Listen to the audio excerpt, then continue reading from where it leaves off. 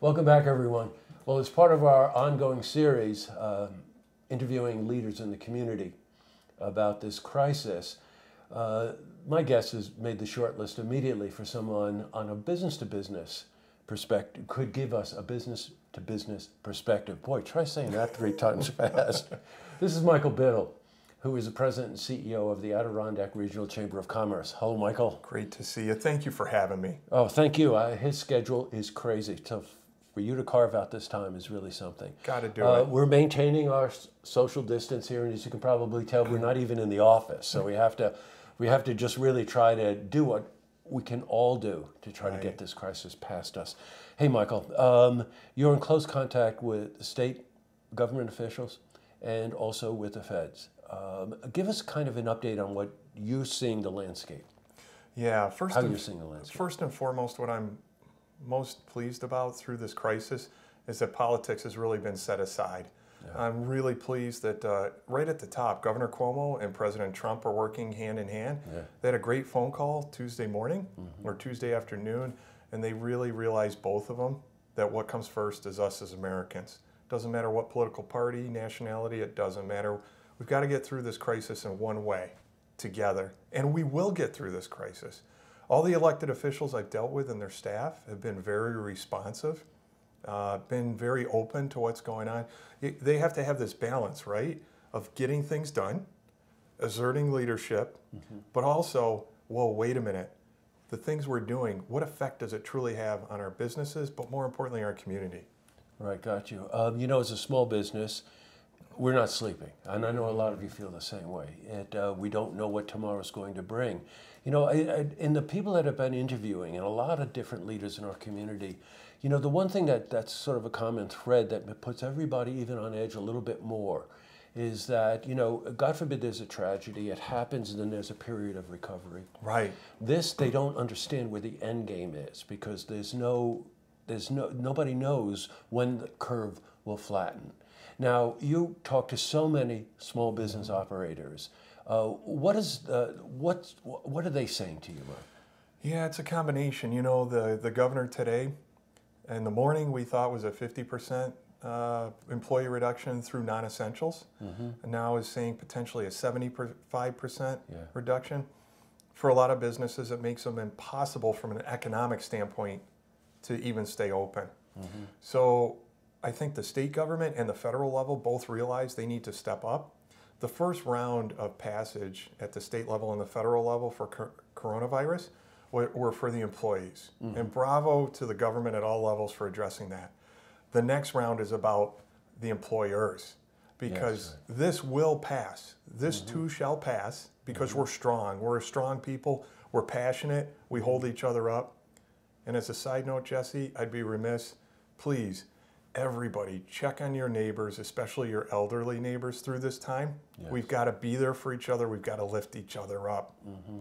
With that being said, the next round, the U.S. Senate is negotiating with the House for employer help and relief, and the same at the state level. When this is all done, our employees and our community members need to go back to work. We need to have jobs. The government realizes that. We need to make sure that we're still in business when this thing comes through. Now, the stimulus packages, as I understand it, the first one's been passed, and that has to do directly with people who are on sick leave, right? People that have other needs at home. The second stimulus package, we hear this crazy number, $1 trillion. I can't even fathom what $1 trillion is going to be more directed toward small business in the forms of some loans. What do you know about people who have really concerned about paying their mortgage? What do you know about what is either been passed or will be coming down the pike in terms of small business loans? Sure, that's a great question. So a couple things. Number one, and I urge people to check with their banks. I urge people to check on the government websites. Remember, you got to filter out the rumors and the innuendos for the fact, right? Yes, Jesse, that's your reporting. That's what you do. So one of the things that I understand has been out there, President Trump said, for those that are lost jobs or can't afford it, that mortgages will be put aside through the end of April through Housing and Urban Development. Secondly is our banks are working hard to come up with, for individuals and for businesses, ways to have some relief on their loans on a temporary basis, and I think you're going to see that come out. The banks want and need our small businesses to succeed. At the Chamber, at the Adirondack Chamber, 82% of our businesses are 20 employees or less. That's the backbone of our community, Jesse. We need to make sure that while the president is focusing on airlines and focusing on hospitality, that it's not just Delta and it's not just Marriott. Yes, right. But that it's Six Flags, and that it's the cottages up on Lake George, and that it's the Queensbury, and that it's our restaurants. So we're fighting hard and we're every day. Jesse, it's been an honor to serve this community. I am just blown away at the passion of this community and how everyone's coming together. You know, I see the same thing, and our viewers will see it over the course of these interviews. Everyone's personal attachment to this crisis is really something to see.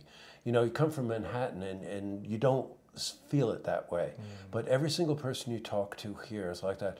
What advice are you giving people that are calling you? Just, I know everybody has an individual situation, but you know, what are you telling them to do?